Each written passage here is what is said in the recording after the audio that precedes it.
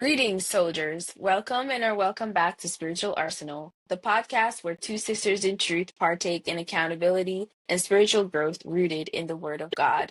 We are not Bible teachers, but we're here to share our journey as we study the scripture and grow in our faith. This is a space for honest conversations, reflection, and encouragement as we put on the full armor of God and pick up our crosses daily. Let's dive in. So, in today's episode, we are introducing Scott Halliwell, who is one of the co leaders of the youth ministry at Risen Church in Grovetown, Georgia. Scott has experience working for Fortune 500 companies such as Google, the NBA, the WNBA, and the famous Augusta National Golf Club. He currently works at a television station specializing on production. He has done mission trips to Mexico, New York City, and very recently, Zambia. He's currently pursuing his Master's of Arts in Religion at Liberty University, and he plans to go into international missions work.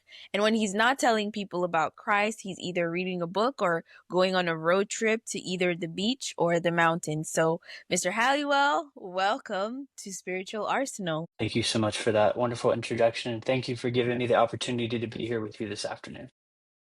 Of course, it's the honor is ours.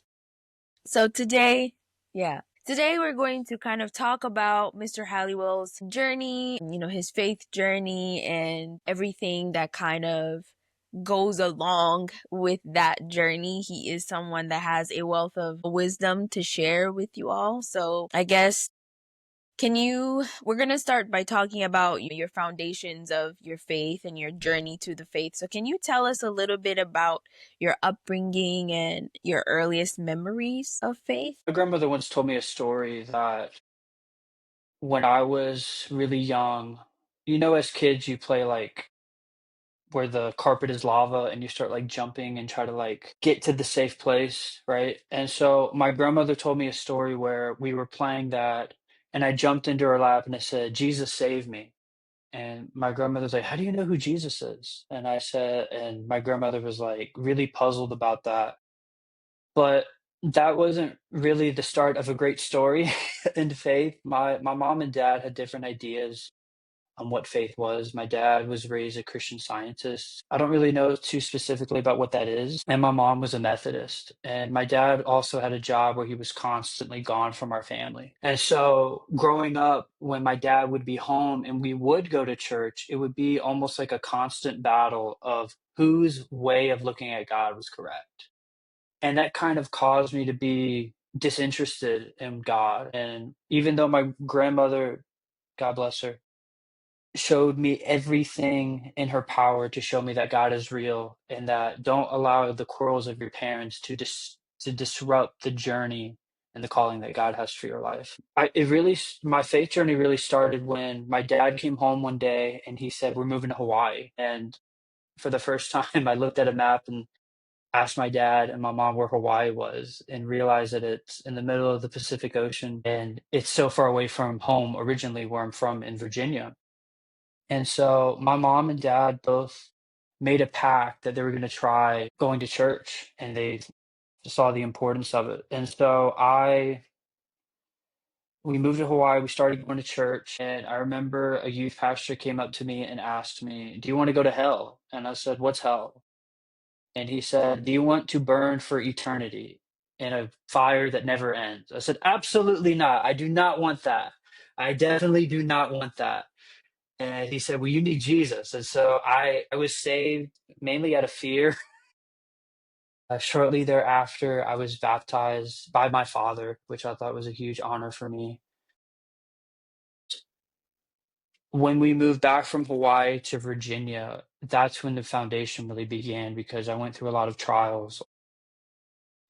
I was bullied at an extreme rate. So sometimes I have problems with keys, and my mother created a lock that had a code, and some of the neighborhood kids figured out the code and proceeded to break into my house, take things from my house, physically beat me up. One of the things that they would do is one guy would be in a trampoline beating me up while the other person was shooting a BB gun from his roof, because one of the kids had a trampoline. One of the things that they also did to me that had a profound impact on my life was they asked me to get a basketball, and I walked into this shed to get the basketball, and they closed the shed door and locked it. And I used my shoulder, this shoulder specifically, to break out because I didn't know if I was going to escape. And so when you deal with all that pain and you deal with all that trauma, you start to question if God really exists. Because how could God be so loving and so graceful and yet allow his children to go through that? And so I was really depressed. My dad also was away on a job, so it was just me and my mom constantly battling, you know, and dealing with trying to understand how to give me help. And so finally, my parents figured out about the situation because one of the things that the perpetrators did was they told me that if I told my parents, it would get worse. And as a kid, if you hear that, you don't want to do anything to make it worse because it's already bad. Right. And so my mom found a video that I made explaining what happened. And my mom said, I want you to talk to a school counselor to explain what's happening. And so I went to the school counselor. And I remember to this day, I sat in her office and very nonchalantly explained everything. And she said to me, we need to go to the police. Like, you need to speak to the police, like now. And I'm driving you home. So I drove home and I showed up to my house, and there were two police officers in my kitchen or pardon me, at the dining room table. And they asked me to and they asked for a statement about what happened. So I told them exactly what happened. And then the two boys were arrested for a whole list of charges. I went to therapy to prepare me for the stand because they were afraid that I wouldn't be mentally ready for the stress that comes with cross-examination and being on the stand and testifying about the serious things that happened to me. And so I went to therapy and I was just filled with hate, told the counselor, I hate these people. I want them to go to hell. They should go to prison. It was really just dumping all of my pain to this therapist. And I remember one day I was talking to my grandmother, who really is the spiritual compass of my life, or was the spiritual compass of my life. She recently passed away a year ago.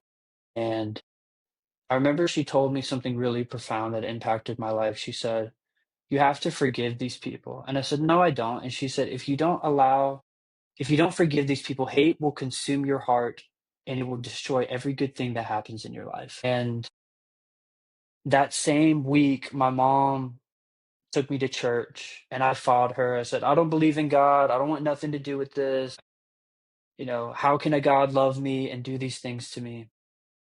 And ironically, the sermon was on forgiveness. And I realized that there should be something that I should be doing something different. And so I went to my pastor and I said, hey, do you have a counselor that can help me understand this and teach me to forgive these people? And I was introduced to a man named Terry Troyer, taught me that God gives us a choice, that when God told us that he gave us dominion over the earth, he gave us the power to choose to do something good or something bad. And these individuals decided to do something bad. And so you don't allow the actions of other people to dictate how you live your life. And so through very intense therapy and understanding what happened, I eventually started the process of forgiving them. And then I got a letter from the mail from the attorney general that was presiding over the case. And they said that the two individuals that did the things that they did to me was offered a plea bargain, which means that they pleaded guilty to their charges, but they were given no prison time. And one of them actually came to my house and actually apologized to me and my family for what they did.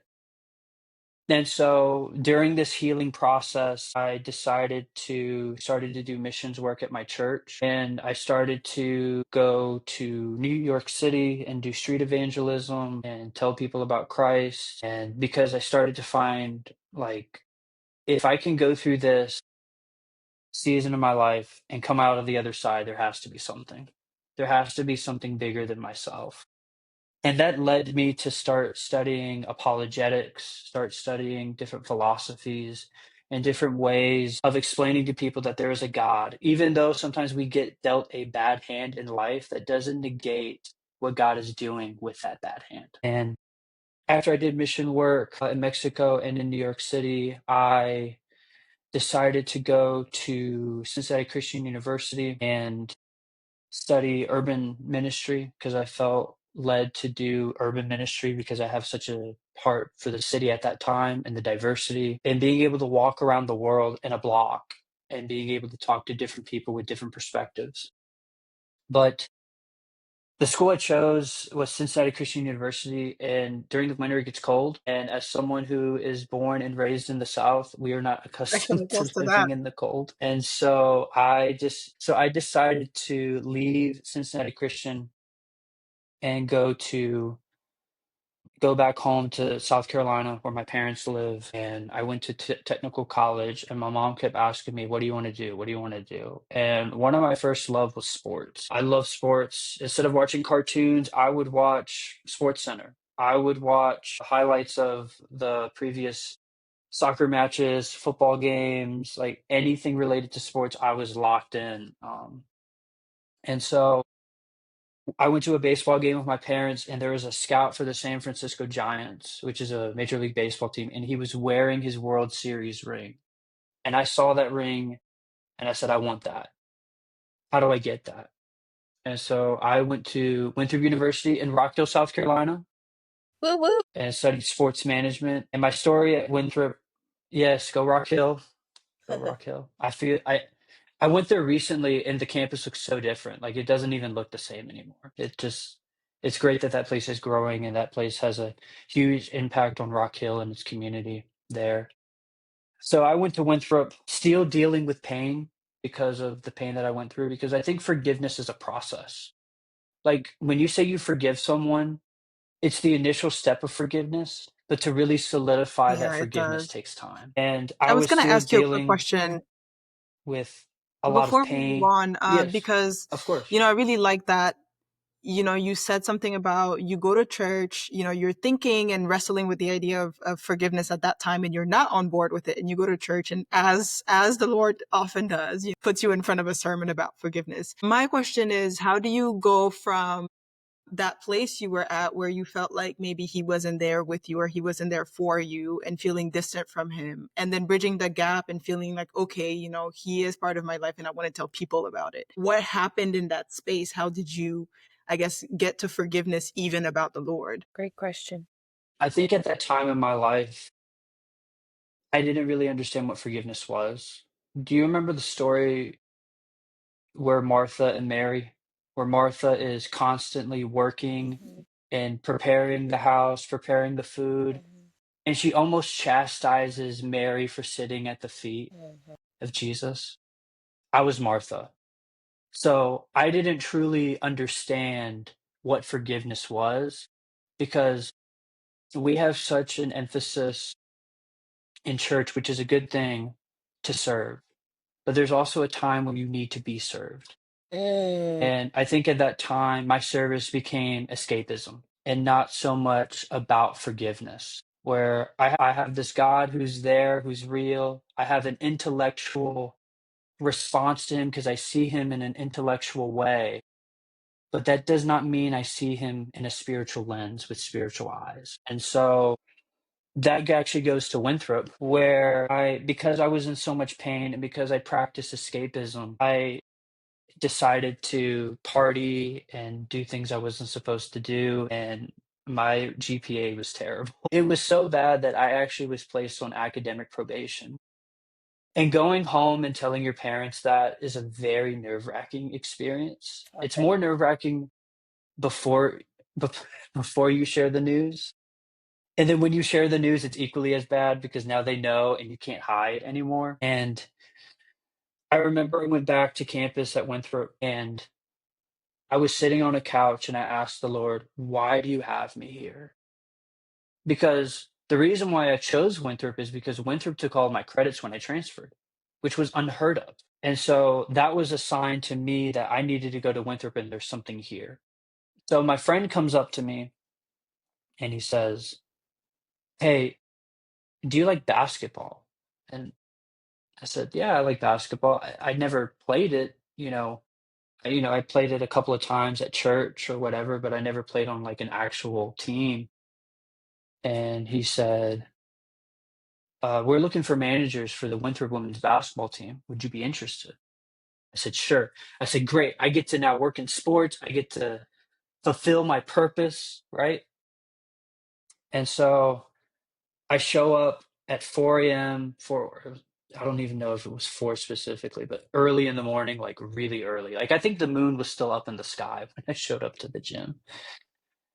And the manager said, or the supervisor of the managers, and what a manager does is making sure that the team operates effectively. Like your job is to make sure that all the players and coaches have to focus on is basketball, and that's it. So you're doing laundry, you're filling up water bottles, you're sweeping the floor, you're cleaning the locker room, you're making sure that their focus is just on the game, and that's it. So I showed up to this gym and the guy looked at me who ran the managers and he said, "You're hired." And I said, "You don't need to do an academic background check on me. You don't need to, see if I'm qualified to do this job." He said, "We need bodies. You're a body. You're here. You're hired." That's his exact words that he told me. And through that experience, I was able to go to St. Thomas and go to Baylor University and go to Ohio State and just look at these amazing facilities that I saw growing up as a kid. But specifically, I want to talk about the St. Thomas trip because we came back from St. Thomas and we got a bad report, or the managers got a bad report about their job. So the supervisor of the managers calls me into a meeting with the other manager that was in St. Thomas with us, and he said, "Why do you want this job?" Meaning the supervisor or the manager. And I looked at him dead in the face and I said, "I just want to learn how to put my faith into action." Because I think there's a disconnect between understanding the word of God and actually practicing it. And that's what James talks about. He says, "Be doers of the word, not mere listeners, be doers." How do I do this? I already believe in my mind that there is a God. There is no excuse, as Romans 1 tells us, that no man is without any excuse because of the attributes that we see on a day to day basis. I just want to learn how to apply this. And he looked at me like I had 8 eyes. He looked at me really strange. He said, "So you don't want to network? No, you don't want to work in this business? If the Lord wants me to work here, I will work here. But I'm here to learn how to put my faith into action." And later, that gentleman became a mentor. His name is Marvin Harvey, and he trained some of the greatest basketball players to ever live. And he told me later, when we were talking years after this, he said, "In that moment, I knew that God told me to protect you and to mentor you." And so I had a mentor who was a Christian, who believed in the Lord, and who taught me how to see God within sports. And he becomes a very important figure later because the team I worked for was terrible. We lost a lot of games. We actually set the record for the biggest defeat in Division One basketball history when we got beat by over 100 points Wow. by Baylor. Wow. Yeah, it was that Must was have been tough. interesting. So I left the team. Yeah, it was. It's hard walking in an airport where you have to wear your Winthrop stuff and people come up to you and say, "Hey, were you at that game?" I was like, "Yeah, I was at that I game. was. I was there." And then having friends that you have never talked to in a very long time text you and say, "Hey, I saw you on ESPN. Do you work for Winthrop?" "Yes, I That's work how I for wanted to Winthrop. work I work for them." That's me. Yes. Yes. So full circle moment. I was on one of the highlights that someone was watching as a kid getting ready for school. here. So I I left the team because there was a lot of political animosity that I won't get into. During the time that I worked for the team, I met this man who worked for a radio station in Charlotte, and I've always been fascinated with sports media.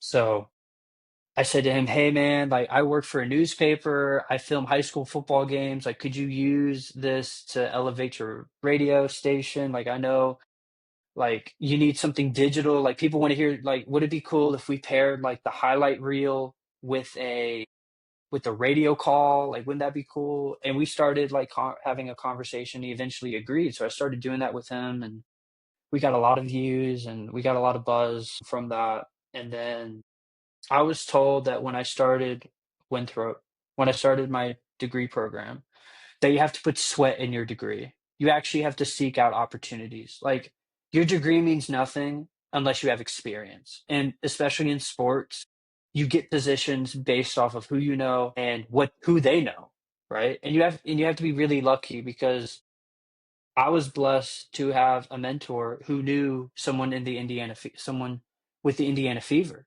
and that allowed me to go to Indiana. And so I always sought opportunities when I was in college. And so because I was doing all these things with this radio station, I get a call from the host of this radio station and he says, "What are you doing tonight?" And I said, "Nothing." I lied because I actually had class that night, but I wanted to know what he had to say. Like, I'm not going to say I have class. Like, no, I want to know what he has to say. He said, "Our photog is out. We need a photographer and photog is just short for photographer. We need a photographer for the Hornets game." And I said, "Are you serious?" He said, "Yes, we need someone to go to the Hornets game and film the press conferences." I said, "I will be there." I emailed my professor. I said, "Hey, I'm not going to be in class. I'm covering the Hornets game." And I showed up to the arena and I was so excited. I got to go into the locker rooms. I got to stand on the floor. I got to talk to some of the players. But in that moment, I realized that a dream is a romanticized version of reality. And I started to see God, in hindsight, starting to pull the veil from my eyes. Like, this is not what you're supposed to be pursuing. But of course, me being me, I didn't want to stop. So I continued. I eventually I covered the ACC Men's Basketball Media Day. I met people like Coach K, Roy Williams, and people like that. I started doing more stuff with the Charlotte Knights, which is a minor league baseball team based in Charlotte. I started to do more Hornets games. And then we started doing a promotional series with Gastonia Grizzlies, which is a team in Gastonia, and Google actually bought our radio station. So we actually got to work directly with Google on how to make digital content, how to promote the local businesses in the Gastonia area. And it was great, but there was something in my heart that was missing. There was something that was nagging, like, there's something that you're not doing right. And of course, I ignored it. I continued to pursue my dream in sports, and I got an internship with the Indiana Fever doing what I did at Winthrop. I got to work with some of the best athletes on the planet. And to see an athlete being so driven and so focused on their craft was such an amazing opportunity because it gave me a glimpse of what worship is. Like when you are that focused on something, nothing can distract you. And the Bible even alludes to that. I don't know the scriptural reference, but it says, we have our eyes fixed on things above because the things that are above are greater than the pain and the affliction that we face on this side of eternity. And so after my internship with Indiana, also the team also lost a lot of games. And I began to realize that you learn a lot from losses. Failure is the first step to success, but the second step is learning from your failures.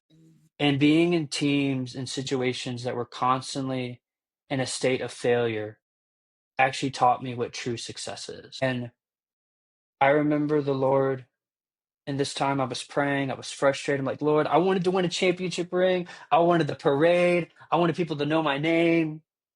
And the Lord just punched me in the gut and he said, "I did not develop you to be a champion. I developed you to develop champions. Wow. Come on And now. I want you to chase my crown rather than a crown of jewels. Okay. And I was completely flabbergasted. But did I listen? No, I did not. I didn't listen. That led me to go to Augusta National, where I worked in their nursery department, watering, taking care of the plants that were there. And then I started working in media. When you have unresolved pain, it continues to rear its ugly head. And all that pain that I was experiencing through childhood, through the bullying situation that I described earlier, came at a full head of steam. And I said, I need to do something different. And so I moved to Charlotte, North Carolina, and worked at WBTV. And prior, I should also mention, after I left Augusta National, I started working at a local television station in Augusta, WRDW. And then I used that experience to then transfer me to WBTV. And at WBTV, I was, doing the shows. I was in a skyline market because, excuse me, you go to Charlotte and you see the skyline and it's beautiful. You're doing shows that a lot of people are watching and it creates a lot of attention. But I also was doing a lot of bad things to fulfill my life. I was in a really rough relationship, and that relationship caused me to turn to drugs, to alcohol. That relationship also caused me to be homeless at a time where I would drive around Kannapolis, Concord, and Charlotte area just looking for a parking lot to sleep in.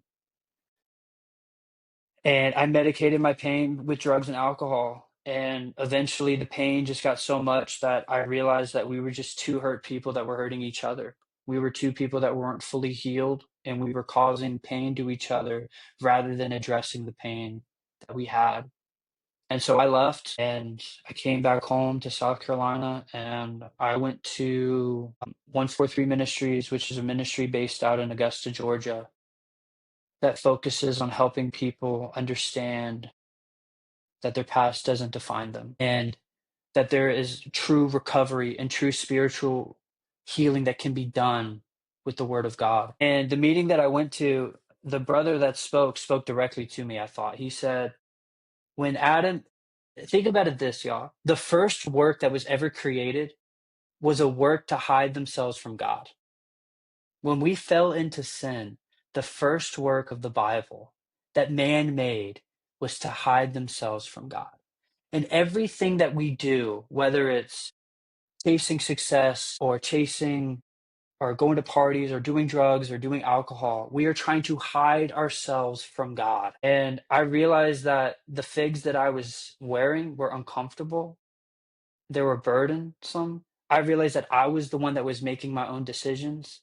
And it kind of reminds me of the story when the prodigal son realizes where it says in the Bible, he came to his senses. He had the self-awareness to realize, I am not designed to live like this. And he left and he went back home.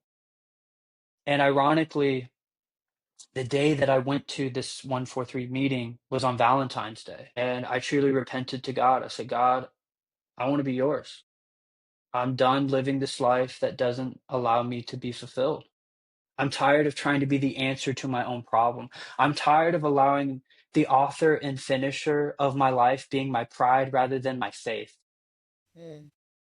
And I just truly surrendered to him. And that allowed me to meet a man named Rick, who gave me one of the most important verses of my life, Romans 8:28. I'll paraphrase it where it says, God uses all things to those who he loves and whom love him, and he will give you purpose in that. And when I read that verse, it clicked. Everything that I've been through had purpose. It was to prepare me for what God is preparing me to step into right now in this moment, to do ministry and to tell people about Christ. And it reminds me of what Paul writes in Philippians, where he says, I speak about the chains that I'm in. Now, he's in prison when he's writing this, so just loosely work with me here when I say this. I speak about the chains that I'm in so that you may have confidence to speak about the chains that you're in. And when I think about chains, I think about the bondages of sin that each and every one of us are in. An addiction can just be as simple as going on Amazon and buying a bunch of things that you don't need, Now that's or real. food addiction. It doesn't Yes. it doesn't have to be drugs and alcohol. Like, we have legal addictions too, y'all. Like, we Yes. need to be self-aware of that. But if we speak about these Yes. things, then we will give people confidence to know if he can do it and he can use Christ to do it, I can do it too. All right, soldiers. Thanks for holding space for us today. If this was helpful for you, whether you're listening on Spotify, Apple Podcasts, or you're watching us on YouTube, join the army, enlist your friends, and let's keep building each other up. Until next time, stay rooted in the Word. Keep sharpening your swords.